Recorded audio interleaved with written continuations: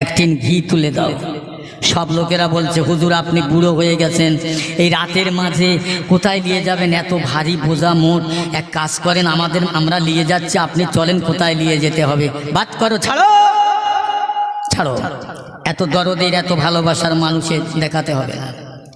কাল কিয়ামতের মহামাঠে আল্লাহর বিচারের দিনে আল্লাহ পাক যখন আমি ওমরের মাথায় গোনার বোঝাগুলো চাপাবে, কাউকে পাওয়া যাবে না, কেউ আমাকে সুপারিশ করবে না, কেউ আমাকে বাঁচাবার জন্য চেষ্টা করবে না। আজ তোমরা ছেড়ে দাও, আমার মাথায় তুলে দাও। কষ্ট হবে আমার, কষ্ট হয়ে আমার হবে, এটা আমার দায়িত্ব, এটা আমার কর্তব্য। হুজুর আমার এক বস্তাটা নিলেন, একটা কিনি করে ঘি নিলেন। ওই রাতের অন্ধকারে চলতে চলতে চলতে চলতে ওই জায়গায় আবার পৌঁছে গেলেন। পৌঁছে গিয়ে বলছো মা এটা দাও, গামলা দাও না মা, এটা ডি দাও না মা। হুজুর আটাটা নিজে ছানলেন, রুটিটা খামির তৈরি করলেন, উনুনটা ধরালেন, নিরুটি রেখে ছেঁকে দিলেন। বাবা তোমার বাচ্চা দুটোকে জাগাও, বাচ্চা দুটোকে খেতে দাও। বাবা আমার বাচ্চা দুটো জাগবে না। আমি এখনই দেখলাম তাদের মারিতে মারিতে এক জায়গায় হয়ে গেল, ফিরমি লেগে গেল, কথা বলতে পারে না। ওই সময় ওমর কি করলেন, বাচ্চা দুটোকে ঘুম থেকে তুললেন, কোলে করে বসালেন। কোলে বসে বাবারা দাঁড়াও, ঘুমটা ভাঙাও। হযরত ওমরে ফারুক রাদিয়াল্লাহু তাআলা আনহু ওই শক্ত রুটিগুলো নিজে গালের মধ্যে দিয়ে চিবিয়ে চিবিয়ে নরম করে কাদা মতো করে বাচ্চা দুটোর গালে দেন, খাওয়া দিলেন, পেটটা ভরে খাইয়ে দিয়ে আর বলে যাচ্ছে মা কালকে সকাল হয়ে যাবে, তোমার বাচ্চা দুটোর হাত ধরে নিয়ে হযরত ওমরের দরবারে যাবে, আপনার একটা চাকরির ব্যবস্থা করে দেব। জোরে বলুন সুবহানাল্লাহ। এই বেওয়া লোকের ঘর মেরে খাচ্ছে এই বর্তমান যুগী, যার স্বামী নেই। মাশাআল্লাহ এই দিককার লোক মনে হয় ভালো আছে। আমাদের ওই দিককার লোকেরা না, তিনতলা বাড়ি, চিলে কোটা ঘর, আবার সেই বেওয়ার ঘরলে তার উপরে আর একটা ঘর। খবর আছে, খবর একদিন হবে, কথা বুঝলেন? এখানে না হয় কবরে খবর হবে। কবরে ওই সব লাশগুলো কবর খুঁড়ে দেখবেন, ওদের মানুষের চেহারা থাকবে না, ওদের মানুষের চেহারা থাকবে না। আমি বলিনি, কিতাব বলছে, সংবিধান বলছে, আমার বাপের কথা নয়। ওমর ফারুক বলছে কালকে সকালবেলা যাবেন, তোমার একটা চাকরির ব্যবস্থা করা হবে। কিন্তু ওমর তো ধরা দেয়নি। সকালবেলা দুটো বাচ্চার হাত ধরে নিয়ে ওমরের দরবারে হাজির হয়ে গেলেন। গিয়ে জিজ্ঞেস করছে একজন লোককে, খলিফা কই, খলিফা কোথায়? বলছে সেই যে খলিফা, এই খাদুর পাতার চেটা একটা ছেঁড়া একটা বই নিয়ে চটি নিয়ে উনি লিখছেন আর বইটা দেখছেন। এই মেয়েটা অবাক হয়ে, এই তো সেই মানুষ। হ্যাঁ, কালকে রাত্রের বেলা আমার ঘরে গিয়ে রুটি বানিয়ে আমার বাচ্চা দুটোর খাওয়ালেন, নিজে আটা ছানলেন, নিজে খামির করলেন, নিজে রুটি বানালেন, অথচ এই মানুষটাই যে রাষ্ট্রপতি খলিফা। জোরে বলুন না সুবহানাল্লাহ। মেয়ে ছেলেটা আস্তে আস্তে যাচ্ছেন, দুটো হাত জোড় করে ক্ষমা চাবে। হযরত ওমরে ফারুক এই সময় বলতে লাগলেন, ও মদিনার রমণী, আপনি আমার কাছে জোড়হাত করবেন না, মাপ চাইবেন না, ক্ষমা চাইবেন না, বরং আমি আপনার কাছে ক্ষমা চাই, মাপ চাই। আপনার যে খাওয়া হয় না, স্বামী নাই, ঘর নাই, বাড়ি নাই, চাল নাই, চুলো নাই, এই কথাটা জানতে আমার দেরি হয়ে গেছে, এই খবরটা নিতে আমার দেরি হয়ে গেছে, এই খোঁজটা নিতে আমার দেরি হয়ে গেছে। মা খবরদার, খবরদার, আমি আপনার কাছে অনুরোধ করছি মা, কাল কিয়ামতের মহামাঠে মহাময়দানে আমার বিরুদ্ধে, আমি ওমরের বিরুদ্ধে আল্লাহর কাছে নালিশ করবে না মা, এইটাই তোমার কাছে আমি মাপ চাই। জোরে বলুন সুবহানাল্লাহ। আমাদের দেশের নেতারে, আমি একজন প্রেসিডেন্ট নেতা, আমার উপরে আঙুল তুলে কথা, আঙুল লাভা, ও কি জানো হয়ে গেছে। কি হয়ে গেল? ওমর যে জান্নাতি মানুষ, বেহেশতি মানুষ, বেহেশতি মানুষ।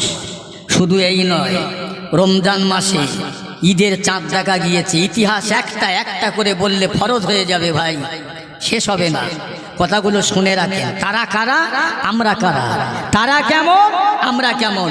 রসুলুল্লাহ যেমন, রসুলুল্লাহর আহালিয়াতরা ছিলেন তেমন, রসুলুল্লাহ যেমন, রসুলুল্লাহ সাহাবারা ছিলেন তেমন। জোরে বলুন সুবহানাল্লাহ। আমরা যেমন, আমাদের সংসারের আহালিয়াত পরিবাররাও তেমন। কি মাফ করবেন, হযরত ওমর 1 মাস রোজার পরে ঈদের চাঁদ দেখা গিয়েছে, ঈদের নামাজ হবে ময়দানে, খলিফা রাষ্ট্রপতি ইমাম হবে।